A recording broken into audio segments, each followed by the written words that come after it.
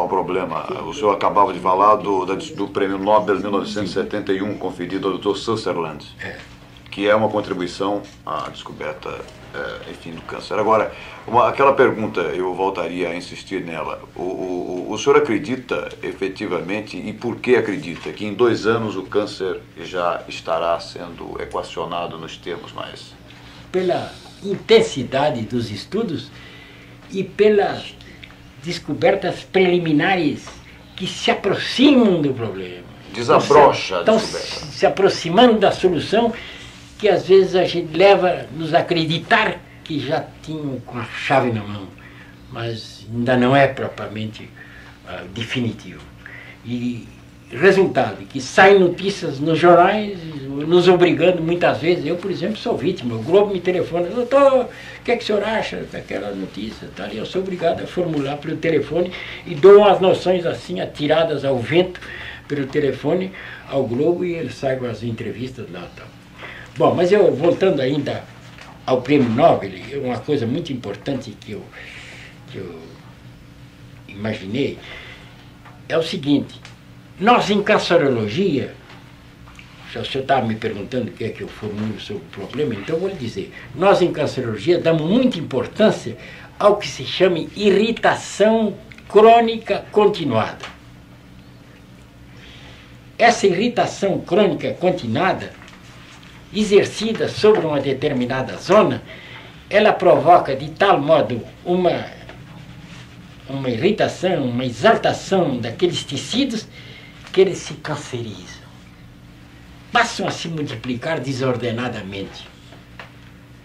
Pois bem, essa irritação, ela pode ser de origem mecânica, por exemplo, o cachimbo no lábio ali, então. Pode ser física, o calor do cachimbo ali no lábio. Pode ser química, a irritação da combustão do tabaco lá dentro dos refólioos pulmonares, na mucosa dos bronquíolos, irritando e dando câncer pulmonar. Eu sou um inimigo fidalgal do fumo. Isso eu ia lhe Acho perguntar que agora. é o maior vício, mais prejudicial da humanidade, é o cigarro. Mas o senhor afirma uma coisa realmente importante, professor. O senhor considera que é o maior vício da O humanidade? maior vício da humanidade. Considero maior que a maconha, porque o fumo está mais difundido que a maconha. A maconha fuma o quê? A maconha?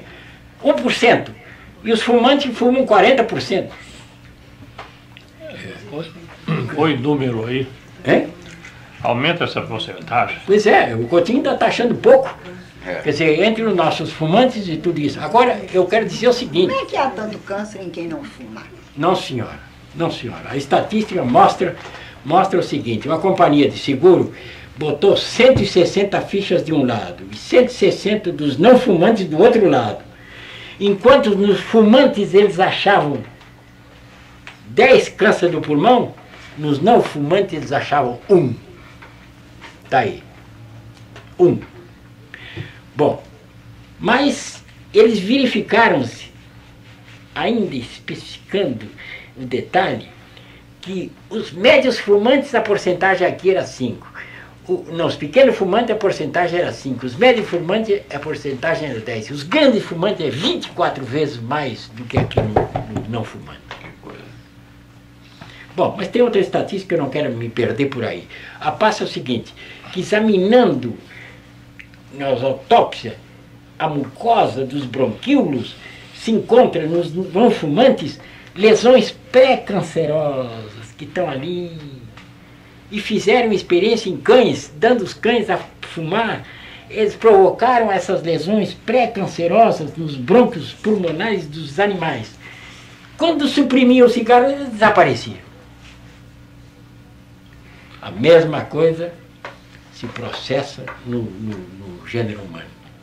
Quer dizer, há lesões pré-cancerosas em altas porcentagens. Não quero dizer agora quanto é por cento, mas é mais de 80% nos fumantes tem lesões pré-cancerosas já estabelecidas, que estão ali durante anos esperando uma cancerização com o tempo. Professor, o senhor falou no fumante. Agora, o que o senhor diria da poluição atmosférica causada pelo cigarro em ambientes fechados? Isso também é perigoso? É a mesma coisa. Bom, apenas é o seguinte,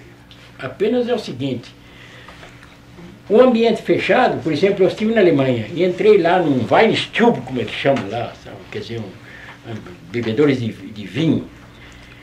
Como era inverno, aquele ambiente era verdadeira nevoeiro de fumaça, ali eu me senti mal. Pois bem, eu saí, quer dizer, eu me sujeitei à poluição atmosférica daquele ambiente durante 1 hora, mas depois me livrei. Ao passo que o fumante tem a poluição continuada, de hora em hora, de cigarro atrás de cigarro, todo dia, dia e noite, para trabalhar, para se levantar, depois do cafezinho, é sempre ali o fumo trabalhando e irritando, continuamente, é uma poluição perseverante, continuada, permanente. O senhor vê nisso, portanto, um grave perigo, né? Grave perigo. E chega ao ponto de dizer, o Coutinho está dizendo que o governo devia estabelecer um atestado necessário ao trânsito do homem no nosso meio, né? Eu acho que o governo devia proibir a fabricação do cigarro aqui no meio. Mas não proíbe o quê? Por causa dos impostos, essas companhias de cigarro pagam impostos loucos em cima do governo. E o governo então não quer perder essa verba dos impostos do cigarro e deixa. Quer dizer, proibir. Nos Estados Unidos já se proíbe. Proíbe o anúncio. Eles não proibiram ainda, mas vão lá. Fora das ações das bolsas. Fora das ações da bolsa. Quer dizer que se proibisse isso já caía. Essas companhias, Souza Cruz e tudo isso já baixava, se o governo pensasse nisso. Né? Professor, fora o cigarro, o senhor consideraria outros grandes vícios que com o cigarro fazem mal e são objeto de horror pessoal seu? Não. O senhor está falando em poluição, quer dizer, o cigarro para mim é a maior poluição. Não só poluição individual, mas ela contribui também no meio. Quer dizer, num ambiente fechado, assim como eu disse, num recinto de festas assim, quer dizer, tudo fechado como em países frios, a poluição é atmosférica, ali, né, para todo mundo. Bom, mas acho que a poluição vem das chaminés, das fábricas. Quer dizer, essa que é um grande contingente, porque as indústrias eliminam substâncias que são cancerígenas. É o antraceno, benzoantraceno, tudo são substâncias químicas altamente cancerígenas. E o mal da nossa distribuição nas cidades é que essas indústrias estão nas zonas residenciais, como acontece a São Cristóvão. São Cristóvão tem o mais alto índice de poluição do Brasil. O senhor considera criminoso isso? Acho criminoso. Quer dizer, o governo devia exigir medidas adequadas. Ou chaminés altíssimas para largar esse ar lá em altas alturas, o que não acontece nas pequenas indústrias, que é o forninho ali por baixo, é no nível do homem que circula, né? Ou então outros meios, os meios de filtrar essa fumaça, que eu costumo dizer, assim como se deposita essa fuligem nas chaminés das fábricas, o cigarro também deixa uma fuligem nos brônquios pulmonares. Bom, professor, agora, eu queria, esqueci de um outro. Nesse ínter, eu posso lhe formular mais uma pergunta, que seria a seguinte: o Brasil, a seu ver, algum cientista brasileiro já terá dado alguma contribuição para a descoberta do câncer em termos internacionais ou não? Não, já a nossa gente... Que contribuição brasileira existe no concerto internacional? Não, verdadeira assim de se aproximar, nós não temos. Nós pouco atendemos essa parte aí da pesquisa, porque a pesquisa é cara, a pesquisa é difícil. Nós temos aqui, pesquisando mesmo câncer, Manguinhos, que pesquisa de um modo geral, é o nosso Instituto Nacional de Câncer, e São Paulo tem outros institutos lá também que estão pesquisando. Mas, por enquanto, estão como essa, na classe dessas outras 400 ainda procurando uma causa. Portanto, o Brasil não contribuiu. Definitivamente. Oxalá se ele pudesse fazer. Professor. Me parece que deste setor existe uma contribuição nacional, né? Porque o câncer é mais um problema de prevenção do que um problema de tratamento. Desde que nós retiremos o fumo, nós vamos ver a baixa do câncer da boca, do câncer do laringe e do pulmão. Desde que nós façamos os empregados das indústrias químicas usarem as máscaras e os princípios eficientes da execução do trabalho, o câncer do trabalho, que é um câncer profissional, que é um câncer muito comum, deixará de existir. Deixará de existir. Agora, o Brasil deu um grande passo na matéria de prevenção, fundando a Organização Internacional de Prevenção contra o Câncer Genital Feminino. Este foi o grande passo do Brasil em matéria de prevenção. Há quem diga que o câncer pode ser de origem nervosa. O senhor acredita? Não, não parece ser, não. Não parece ter uma coisa... Ao professor Krefft também. Relação com outra, não. Bom, só se os senhores quiserem botar esses impactos emocionais na categoria de irritação dos tecidos, e onde então... Porque se fosse o câncer motivado por impactos emocionais, depois das grandes guerras, o número de câncer seria imenso. Entretanto, isso não se verifica. Professor Krefft, uma pergunta já em final do seu depoimento. No Brasil, vez por outra, os jornais noticiam que fulano ou beltrano, ou até mesmo um cientista, teria descoberto finalmente a cura do câncer. E cientista ou pesquisador, enfim, brasileiro.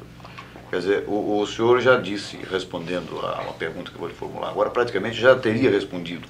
Mas como o senhor vê isso? Enfim, há algum fundo de verdade ou há sensacionalismo só? Não, é que todo mundo, a humanidade, está apreensiva em busca de uma descoberta dessas. Então, onde ela vê um raio de esperança, ela se pega a esse raio da esperança e dá o maior alarde possível. Agora, o que eu vou lhe dizer é o seguinte, que não é na flora que está a descoberta da cura do câncer, não.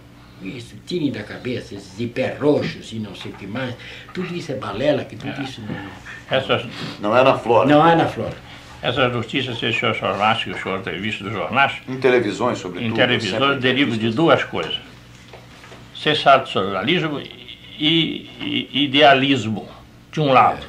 De outro lado, chantagismo.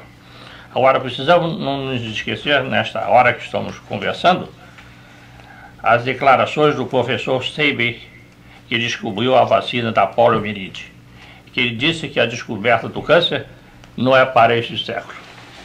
Ele disse, inclusive, para este museu, neste mesmo lugar. Pois então eu vou acrescentar. Ele, a última vez que ele esteve aqui, ele me disse a mim, acho que estou na pista da descoberta do câncer. Ele me disse a mim, estou na pista e é nesse caminho, e é do vírus. Eu não posso afirmar, mas quase tenho certeza. Expressões dele. Não posso afirmar, mas quase tenho certeza. Você me disse a mim, sentado ao meu lado. Mas essa declaração foi depois dele ter feito essa? Ou foi anterior? Na viagem anterior. Na viagem anterior. Pode ser que agora ele tenha mudado de ideia. Isso eu não duvido, não vou contestar. O senhor é uma pessoa assim. Quê? Ele, talvez por uma noção de responsabilidade, ele não tenha, não é? Num depoimento dessa natureza, ele não tenha querido fazer uma afirmação dessa, não é? Não, vamos dizer, pode ser que ele tenha mudado de opinião, pode ser que os estudos que ele fez daquela última entrevista que esteve comigo até hoje, ele tenha mudado de opinião e tenha encontrado mil dificuldades. Porque eu acho mais do que nunca ele está agora